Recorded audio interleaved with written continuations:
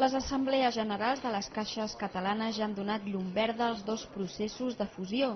D'una banda, les caixes de Manlleu, Sabadell i Terrassa, sota el nom d'Unnim, van ratificar a nit la fusió, que comptarà amb 30.000 milions d'euros d'actius.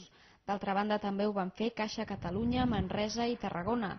L'entitat resultant, que encara no té nom, comptarà amb 81.000 milions d'euros d'actius i serà la quarta caixa d'estalvis en el rànquing català. Narcís Serra, fins ara president de Caixa Catalunya, presidirà el període transitori de la fusió fins que es triïn els nous òrgans de govern. Agraeixo molt que se'm confiï la responsabilitat de la presidència transitòria,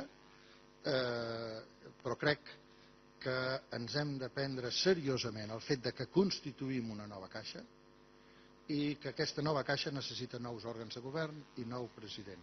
La continuïtat no seria el missatge adequat que hem d'enviar a la societat i als empleats de la pròpia caixa. Pel que fa a Unnim, que aquest migdia celebra oficialment l'acte de presentació, ocuparà l'11è lloc en el rànquing de caixes. El primer president de l'entitat serà Salvador Soler, fins ara president de Caixa Sabadell, i els presidents de les altres dues entitats ocuparan les vicepresidències primera i segona.